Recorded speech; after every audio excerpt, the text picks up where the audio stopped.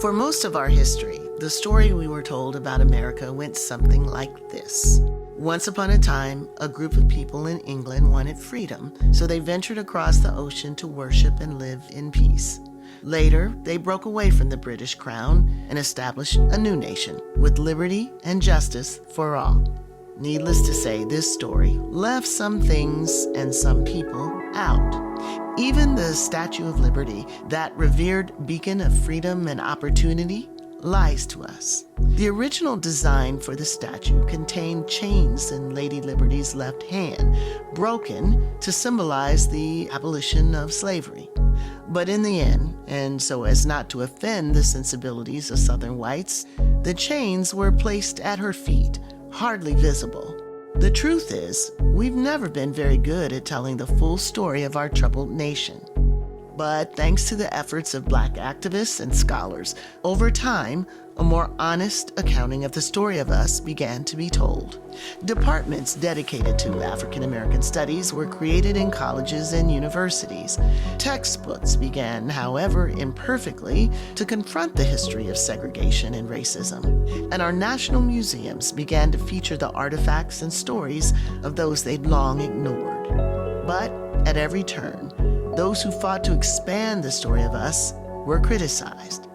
In 1925, when a Black high school in Muskogee, Oklahoma used Carter G. Woodson's textbook, the school board, which was tied to the local chapter of the Ku Klux Klan, confiscated the books, reprimanded the teachers, and threatened the principal, ultimately forcing him to resign. Woodson himself was even investigated by the FBI because to some, Black history was divisive. Nearly 40 years later, the eminent historian John Hope Franklin's co-written history book, Land of the Free, faced the same litany of critique in California. The book, critics said, quote, destroys pride in America's past, develops a guilt complex, mocks American justice, indoctrinates towards communism, is hostile to religious concepts, overemphasizes Negro participation in American society, promotes propaganda and poppycock. The truth was framed as propaganda, and propaganda, the truth. A half-century later, critics are once again censoring Black history as divisive. The same charge leveled against A. Philip Randolph, who demanded the desegregation of the armed services in the 40s.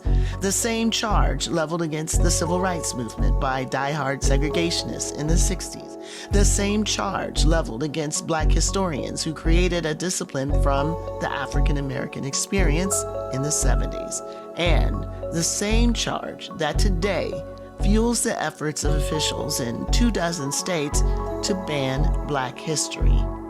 Most recently, the Naval Academy removed nearly 400 books because of their supposed divisiveness. Tellingly, they left Adolf Hitler's Mein Kampf and Charles Murray's The Bell Curve. Now, the ban on divisive material has extended to our nation's museums, as President Trump has issued an executive order to remove what he calls improper ideology from the National Museum of African American History and Culture. Likewise, the Museum of African American History in Boston, which includes the African Meeting House, a critical site for abolitionists like Frederick Douglass, was told it would be losing a 3-year grant because its educational mission, quote, no longer serves the interests of the United States and the furtherance of the president's policies. And all of this is happening while the president calls for the commemoration of statues honoring Confederates who waged war on America in the name of white supremacy.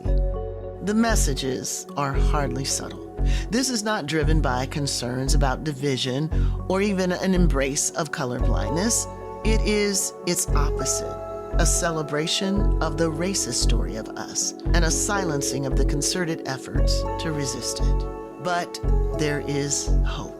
In the last few months, when museums, government agencies, and websites, and even the Arlington National Cemetery began removing content concerning Black Americans, like the Tuskegee Airmen, baseball legend Jackie Robinson, and the martyred civil rights leader Medgar Evers, Public outrage caused those removals to be reversed. Most recently, the National Park Service restored information about Harriet Tubman and the Underground Railroad, but only after a public outcry. This shows us two things. First, that the president's executive orders are not laws. They are, as some have said, press releases with nicer stationery. The fact that some institutions have overreacted out of fear and intimidation does not make those orders any more authoritative.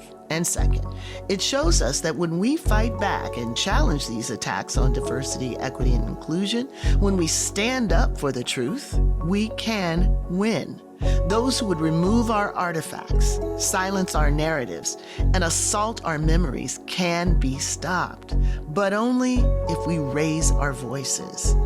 Without collective memory, it not only becomes harder to address persistent racial inequality, it becomes impossible to understand why such efforts are needed in the first place. That's why the assault on historical accuracy goes hand in hand with the administration's attempts to undermine the entire infrastructure of civil rights. We've heard it said that those who cannot remember the past are doomed to repeat it. But today, we're confronted with a more disturbing reality. Those who would erase the past are intending to repeat it. It's up to all of us to stop them.